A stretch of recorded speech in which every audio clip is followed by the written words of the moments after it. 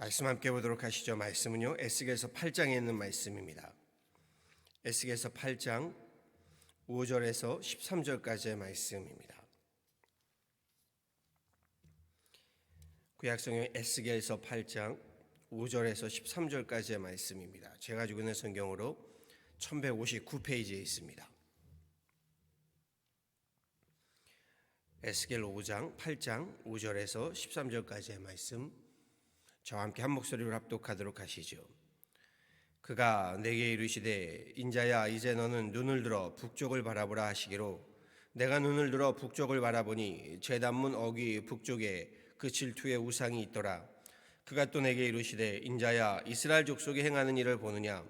그들이 여기에서 크게 가증한 일을 행하여 나로 내 성소를 멀리 떠나게 하느니라.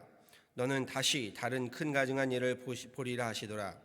그가 나를 이끌고 뜰 문에 이르시기로 내가 본즉 담에 구멍이 있더라.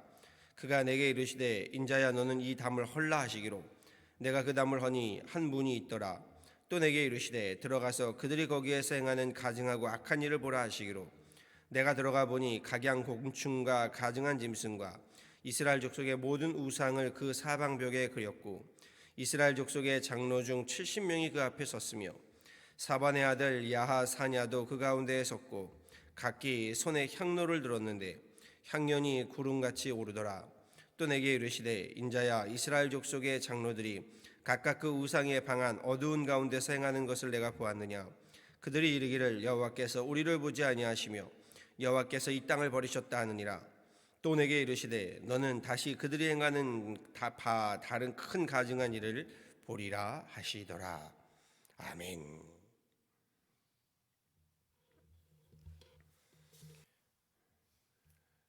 말씀에서 계속해서 에스겔은 하나님의 영에 사로잡혀서요, 환상을 보고 있음을 보게 됩니다. 그런데 에스겔이 보는 환상이요, 이스라엘 백성들이요, 그것도 예루살렘 성전 안에서 범하고 있는 우상의 모습들이었습니다.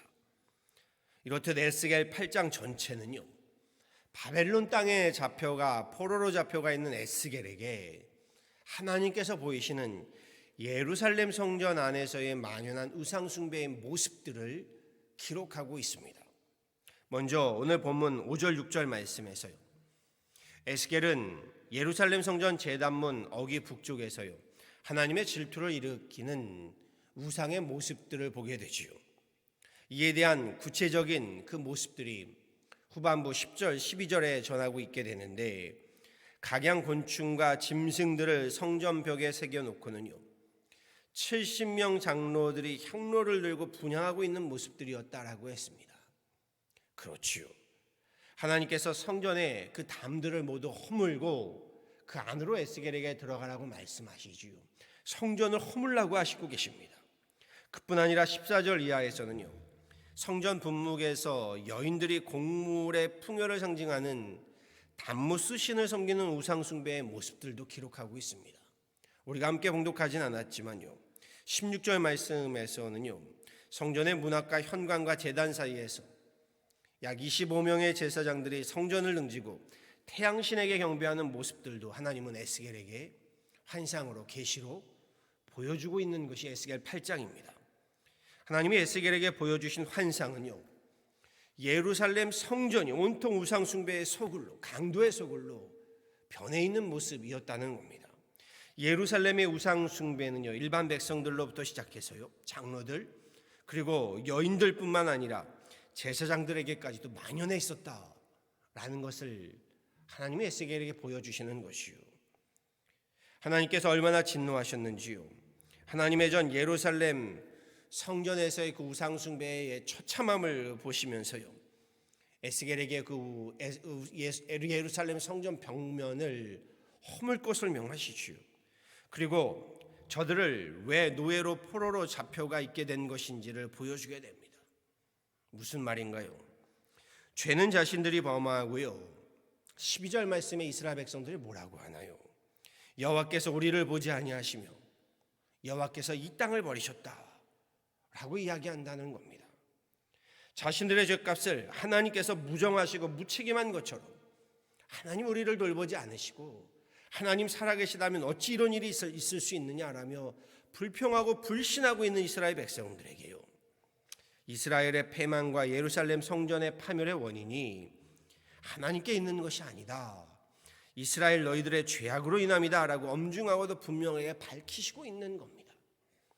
하나님의 분노하시는 모습이요, 우리 18절의 말씀 보면 고스란히 나타납니다. 어제 말씀하고도 분명 비슷하지요. 그러므로 나도 분노로 갚아 아껴보지 아니하고 긍휼을 베풀지도 아니하리니 그들이 큰 소리로 내 귀에 부르짖을지라도 내가 듣지 아니하리라. 하나님이 더 이상 듣지 않겠답니다. 그러시면서 나는 그들에게 진노로서 갚으리라 라고 전하십니다. 진노로 갚겠다. 하나님께서 가장 진노하시는 죄악이 무엇인가요? 우상 숭배의 죄악이지요. 그런데 다른 것도 아니라 하나님 성전에서 버젓이 행해지는 우상 숭배의 가증한 모습들, 하나님 분노하시고 심판하시는 것이 당연합니다. 이스라엘 백성들, 저들이 하나님께서 우리를 더 이상 돌보지 아니하시고 하나님께서 이 땅을 버리셨다, 하나님 살아계시다면 어찌 정의와 공의가 이렇게 무너질 수 있느냐, 자신들의 죄악의 결과인 것을 하나님께 책임 전가하고 있다는 겁니다. 우상을 숭배하게 되면서요, 자연스럽게 이어지는 죄악이 무엇인가요? 당연히 하나님을 섬기는 것이 아닌 우상을 섬기게 되니 하나님을 부정하고 하나님을 우습게 여기게 되고요, 자신들의 죄악을 보지 못하게 되는 겁니다. 저들도 지금 우상 숭배의 자신들의 죄악을 보지 못하고 있지요. 윤리와 도덕이 무너지는 부패의 문제인 겁니다. 부정의 문제, 음행의 문제, 음란의 문제로 이어지는 죄악들입니다. 오늘 말씀에서도 보았더니요, 다른 것도 아닌 성전에서 버젓이 우상 숭배가 자행되었다. 하나님을 두려워함이 없고요, 저들 스스로 부끄러움도 모르고 있습니다. 원인과 결과, 곧 근본적인 원인과요, 겉으로 보여지는 모습은 좀 구별할 필요가 있지요. 예를 들면요, 감기에 걸리게 되면요, 여러 가지 현상들이 나타나게 됩니다. 어떤 분들은 콧물을 흘리고요, 어떤 분들은 목이 부어오르고요, 어떤 분들은 목이 아파오고요, 머리가 아파오고요, 어떤 분은 배탈이 나고요, 어떤 분은 몸살이 나기도 합니다.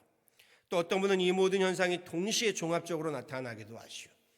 그래서 감기약도 종합 감기약이 있습니다. 그런데 이처럼 보여지는 겉모습은요, 겉으로 보여지는 증상은요, 감기의 현상이지요.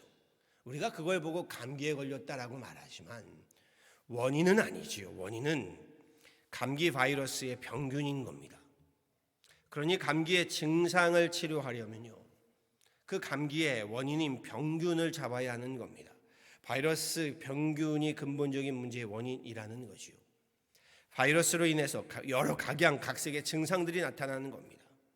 당시에 이스라엘 백성들에게 나타나는 증상들이요, 우상의 모습들, 그로 인해서 부정과 부패와 음란과 음행의 모습들, 성경의 여러 곳에서 우리 우상 숭배로 일어나는 정치와 종교의 부정과 부패, 경제와 사회의 음란과 음행의 문제들, 그것도 성전에서 버젓이 행하였다라고 했지요. 그로 인해 또 벌어지고 있는 모습들이 무엇인가요? 눈에 보여지는 모습들이 저들이 바벨론의 포로가 되어 노예가 된 것입니다. 억압을 당하고 있고 착취를 당하고 있고요. 그렇지요. 환난과 핍박을 당하고 있습니다.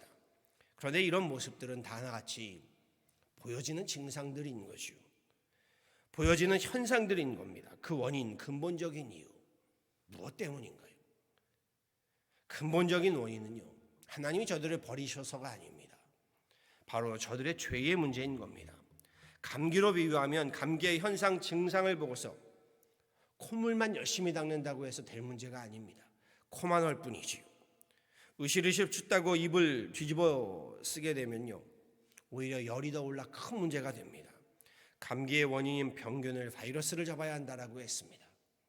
지금 이스라엘의 문제도요, 눈에 보여지는 우상의 문제가 근본적인 문제가 아니겠지요. 윤리도덕의 타락의 문제가 근본적인 문제가 아닐 겁니다. 문제는 저들 가운데 깊숙이 뿌리내리고 있는 죄의 문제인 겁니다. 이 죄의 문제를 바로잡지 않고서는요, 문제를 근본적으로 해결할 수 없습니다. 단지 우상 몇 개 제거하고 윤리도덕 조금 더 엄격하게 다스린다고 해서요, 해결될 문제가 아닌 것이요, 죄의 문제를 바로잡을 때 해결되는 일입니다. 그런데 여기에 더 큰 문제가 있죠. 더 큰 문제는요, 이 죄의 문제는요, 죄인인 사람인 우리가 바로잡을 수 없다는 겁니다. 죄의 문제는 죄인인 사람이 아니라 누가 해결하셔야 합니까? 하나님께서만 해결하실 수 있다는 겁니다. 하나님께서만이 근본적인 죄의 문제를 해결하실 수 있는 겁니다. 그런데 이스라엘 백성들이요, 하나님께로부터 멀어져 가니 하나님의 말씀, 하나님의 계명과 법도를 멀리하게 되니요, 자연스럽게 죄에 더 가까워지게 된 겁니다. 자기들 맘대로 자신들 멋대로 하나님을 섬기게 되니요, 성전에서조차도 섬김이 우상을 섬기고, 그리고 하나님 앞에 부끄러움을, 하나님 두려움을 모르고 있는 겁니다. 그렇습니다. 하나님을 멀리함, 하나님을 배척함, 하나님의 말씀, 하나님의 계명과 법도를 경시하고 무시함, 이것이 지금 이스라엘 백성들의 근본적인 문제인 겁니다. 그러니 이스라엘 백성들의 근본적인 문제 해결책은요, 눈에 보이는 것들 몇 가지 제거하는 것이 아닙니다. 하나님께로 돌아옴이 있어야 하는 겁니다. 하나님을 경외한다, 하나님을 공경하고 두려워함이지요. 하나님을 두려워함이 있어야 하는 겁니다. 하나님 앞에 회개함이 필요하고 참회함이 필요한 겁니다. 하나님 말씀에, 하나님 계명에, 하나님의 법도에 대한 순종함이 필요한 겁니다. 이처럼 근본으로, 믿음의 기본으로 돌아오지 않고서요, 죄의 증상과 현상을 인간의 힘으로 고쳐보려고 한들 그 문제들이 고쳐지는 것이 아닌 겁니다. 하나님의 진노도 심판도 동일합니다. 진노하시는 하나님의 눈치를 보면서요, 하나님의 눈치를 보면서 우상을 좀 접어두고 윤리도덕적으로 우리 선하게 착하게 행한다고 해서 될 일이 아닌 겁니다. 진노를 피하기 위해서 하나님의 눈치를 볼 것이 아니라 하나님의 눈을 바라보고 하나님의 마음을 헤아리고요, 진노하신 하나님 앞에 바짝 엎드려야 하는 겁니다. 하나님께로 돌이켜야 하는 겁니다. 하나님의 말씀으로 돌아가고요, 하나님의 계명과 하나님의 법도에 순종해야 하는 겁니다. 한마디로 하나님을 경외함이어야 하는 겁니다. 하나님을 두려워하게 되면요, 누가 강요하지 않아도 자신들의 죄악된 모습들이요, 곧 우상들을 버리게 되어 있고요, 윤리 도덕적으로 성화와 성결을 회복하게 되어 있습니다. 그렇죠. 우리의 신앙과 믿음은요, 그래서 단지 윤리 도덕적으로 선함이 아니다라고 말씀드리는 것이 바로 이 때문인 겁니다. 우리의 신앙은 하나님을 두려워함입니다. 그리하면 하나님을 두려워하는 마음으로, 하나님 말씀으로 우리는 윤리 도덕적으로도 하나님 앞에 바로 서고자 우리 스스로 하나님 앞에 우리 노력하게 되고, 그렇게 열매들을 맺어가게 된다는 겁니다. 성경도 그래서 하나님을 경외함이 지혜의 근본이고 축복의 근본이라고 했습니다. 바라고 소망합니다. 우리 신앙에 있어서도요, 우리 믿음에 있어서도요, 보여지는 것들이 아니라 우리 심령 중심의 하나님을 경외하며 하나님을 두려워함, 하나님을 공경함, 하나님 앞에 참회함, 하나님 말씀, 그 계명과 법도를 지켜 순종함, 이 근본으로 끊임없이 나를 돌이키고 또 돌이키는, 오늘 말씀에서와 같이 눈을 들어 너는 바라보아라, 우리 눈을 들어 하나님을 바라볼 수 있는 저와 여러분 되어지기를요, 우리 구주 예수 그리스도를 받들어 간절히 축원합니다. 아멘. 함께 기도하도록 하시죠. 사랑과 공의 하나님, 주님의 그 사랑 앞에 용서받지 못할 죄는 한 명도 없습니다. 그러나 주님의 그 공의 앞에 용서받지, 하나님 그냥 슬쩍 넘어갈 수 있는 죄악도 없음을 고백하게 됩니다.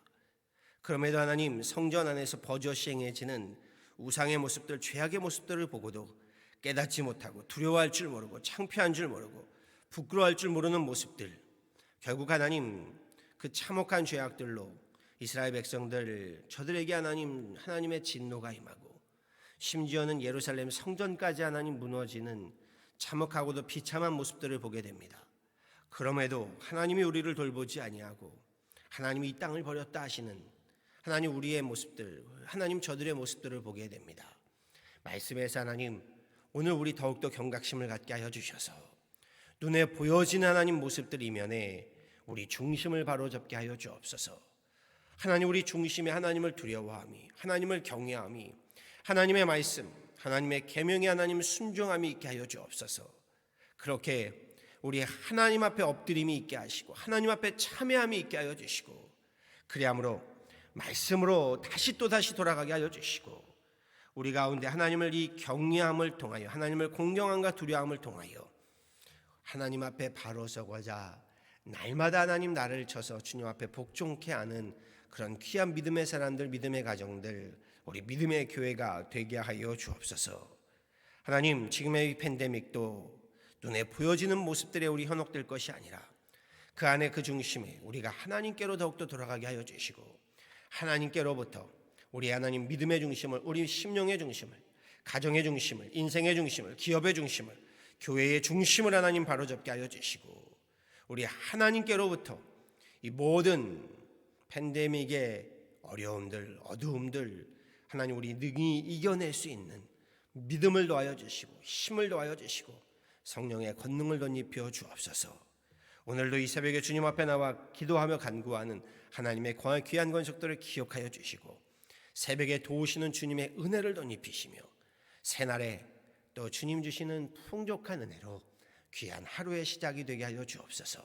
우리 교회의 모든 목회 사역 위에도 주님의 은혜 가운데 거하게 하시고 우리로 끊임없이 우리의 중심을, 우리 교회의 목회의 중심을 바로 잡아서 하나님께로, 주님께로 바로 설 수 있는 그런 귀한 목회 사역 되게 하여 주옵소서. 감사하고 이 모든 것 예수 그리스도로 받들어 간절히 기도하였습니다. 아멘.